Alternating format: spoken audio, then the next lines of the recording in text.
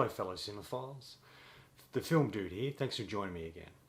Today I'll be looking at a classic review, so I'll be going through doing classic reviews of particular movies from particular eras, also looking at the movies in the 2001 movies you must see before you die book as well. So today I'll be looking at Singing in the Rain. This came out in 1952 and was co-directed by Gene Kelly and Stanley Donen, and they were two people who collaborated quite a lot on movies like this. It starred Gene Kelly, Debbie Reynolds and Donald O'Connor. And this film really looked at the transfer from silent cinema to sound. Talking pictures, talking pictures. Oh, it's just a freak. Yeah, what a freak. We should have such a freak at this studio. I told you talking pictures were a menace, but no one would listen to me. For some actors going from silent to sound, and how loud the cameras were and a variety of other things, so it really tackles that in a much more comical way. Obviously the film's a musical and has some great numbers in it, but that all adds to what the film is trying to say. Really a celebration of cinema. One of the great films to come out of the 50s that had everything you really need from a sort of musical, comical sort of film.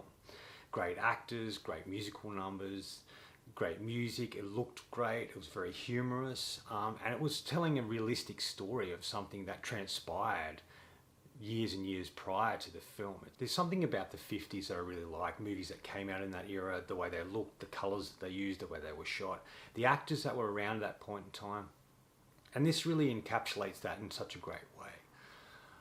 It had been such a long time since I'd seen this film. I remember liking it many years ago when I did see it, but it had been a long time. And it was kind of a return to it. Me and a friend decided to watch it, and it was a return to watching something that really celebrated cinema, that really felt like, it made me feel like I was connected once again to this particular era and this particular film, and films that sort of celebrated that greatness of what movies were like. And rewatching this film this time, it had a much more different impact on me than it did in the previous times that I had seen the film.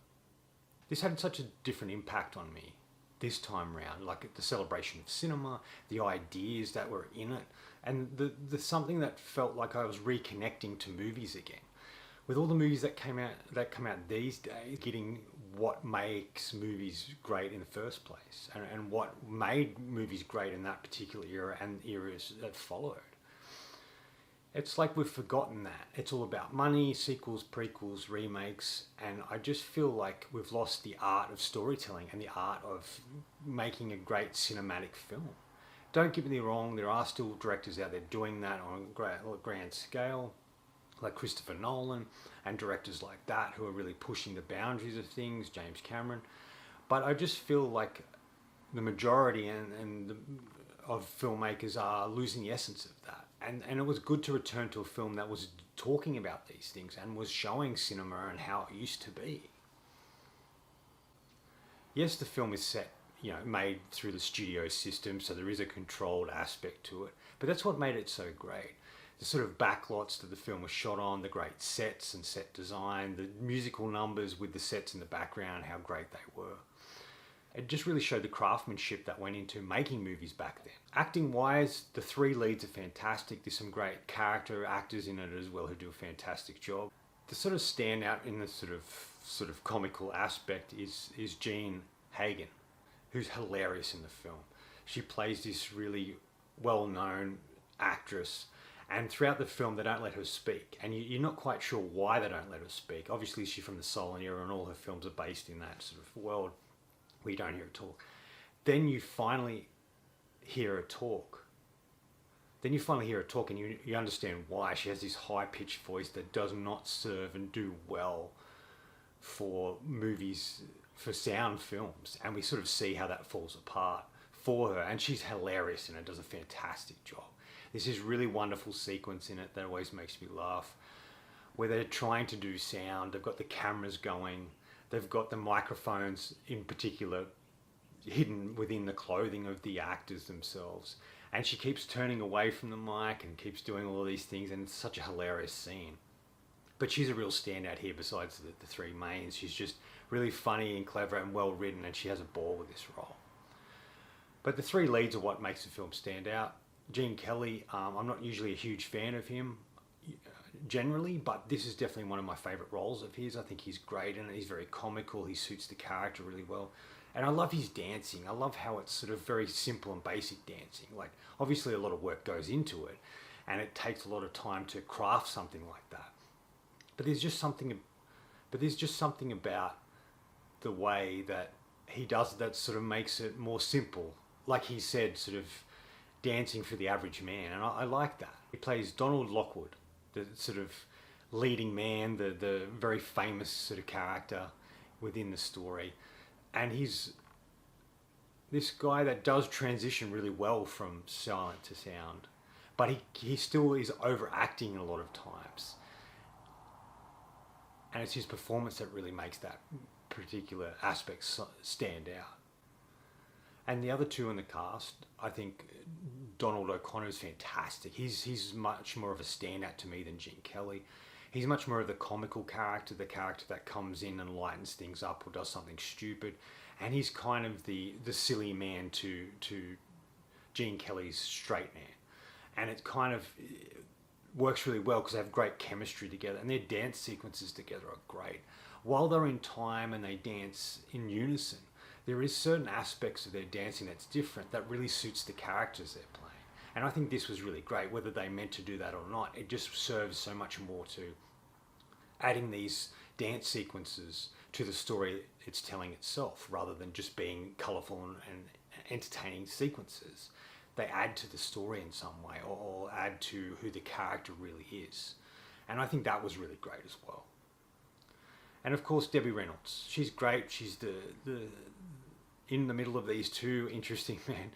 And she's really great. She's very funny and dramatic. She could tell she was a really skillful and talented actress in her day. And this sort of allowed her to shine so well. And it just goes to show how great actors from that period were, and the teaming of these particular three actors that really suited the film, and it really crafted a really fascinating dynamic between them and a great chemistry. Singing in the Rain does really well. It really sort of tells a realistic story, but pokes fun at it. And there's so many great ways that it does that. The fact that when they're doing movies, there's a movie that they can't save because her voice is terrible and he's a little overacting. But then they bring in Debbie Reynolds' character, who ultimately they use to voice Gene's character, and I really loved that.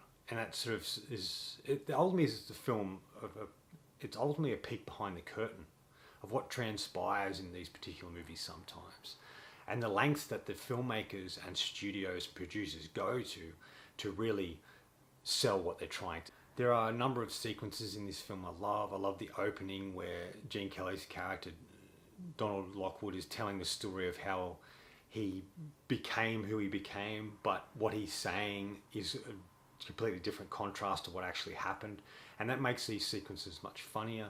Where they started out, him and the Donald character, the contrast is what makes it really, really funny. And that's only sums the movie up in a lot of ways.